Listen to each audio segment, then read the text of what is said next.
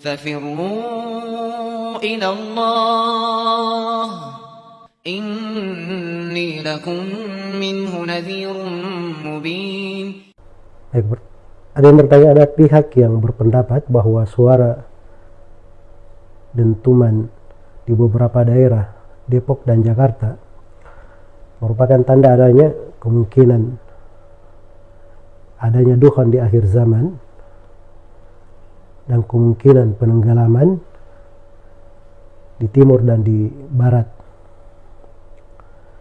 dan kemungkinan akannya duhan di Ramadan tahun ini, dan himbauan untuk bergabung dengan Mahdi di Saudi atau ke gunung-gunung atau meninggal dahulu sebelum bergabung dengan Al-Mahdi. Bagaimana pendapat syariat dalam hal ini? Ini dari hoax ya, dari berita-berita yang berasal dari dukun-dukun akhir zaman, para peramal-peramal yang bahasanya mengkaji Al-Quran dan Hadits, tapi hakikatnya berdusta atas nama Allah dan Rasulnya, menafsirkan dari ayat-ayat dan hadits-hadits dengan keinginan dan kehendak mereka sendiri. Dukhan itu yang merupakan tanda hari kiamat, itu datangnya bukan dari bumi, datangnya dari langit. Sebagaimana firman Allah, yauma ta'tis sama'u bidukhanin mubin. Hari kiamat itu adalah hari ketika langit mendatangkan asap yang sangat jelas.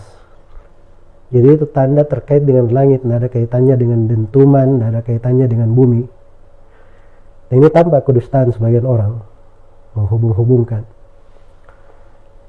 Dan apa yang disebutkan dengan dukhan di Ramadan tahun ini juga dari kedustaan yang lain. Dia baca dari hadits lemah dan mungkin dihukumi sebagai hadits palsu di kalangan para ulama ahli hadits, terus dia tempatkan seenaknya saya. Dan ini orang yang berbicara seperti ini sudah ada dari masa-masa dahulu, dan sudah kelihatan kedustaannya. Yang berbicara seperti ini juga sudah ada di tahun kemarin, sekarang dia ulangi di tahun ini lagi. Sampai kapan mau berdusta? Kemudian bergabung dengan Mahdi. Ini juga dari propaganda jahat sebagian orang yang menganut pemahaman ekstrim di masa sekarang ini, dari Hizbut Tahrir, Ikhwanul Muslimin, atau kelompok-kelompok yang semisal dengannya, yang mengajak membangkang terhadap pemerintah, yang mereka anggap pemerintah yang ada sekarang ini itu tidak syah. Makanya mereka menunggu Al-Mahdi itu keluar supaya bisa bergabung. Iya. Al-Mahdi itu kalau dia adalah seorang pemimpin mengikuti syariat, maka dia pasti akan berjalan di atas sunnah. Kalau dia sudah muncul sekarang ini, maka Mahdi itu pasti akan memerintah setiap orang untuk tinggal di negerinya. Tidak boleh dia ikut kepadanya. Sebab itu hukum syariat.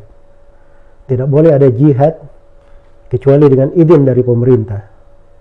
Karena dalam hadits Abu Hurairah, riwayat Bukhari dan Muslim, Rasulullah sallallahu alaihi wasallam bersabda, innamal imamu junnah yuqatalu min waraihi. Sungguhnya seorang pemimpin itu adalah tameng, perisai, harus dilakukan peperangan di belakangnya, dan juga disyaratkan harus ada izin kedua orang tua. Sebagaimana dalam hadits riwayat Bukhari dan Muslim, ketika ada yang meminta izin di dalam hal tersebut, maka Nabi bertanya kepadanya, ahyun walidak, apakah kedua orang tua masih hidup? Kata orang tersebut, iya. Maka kata Nabi SAW, fatihima fajahid, maka pada keduanya lah hendaknya kalian berjihad. Dan ini panjangnya kisah orang-orang yang seperti ini. Dan subhanallah, harusnya di masa-masa yang seperti ini, ketika terjadi sesuatu, anggaplah itu musibah, dentuman ini, kalau itu berasal dari sebuah hal yang merupakan potensi musibah kepada manusia, harusnya disibukkan orang untuk banyak bertobat, beristighfar kepada Allah Subhanahu wa ta'ala, atau pada hal-hal yang bermanfaat sebagaimana yang kita terangkan tadi dalam hadis. Semoga Allah Subhanahu wa ta'ala memberi hidayah kepada semuanya dan memberi petunjuk kepada jalan yang lurus. Wallahu ta'ala alam.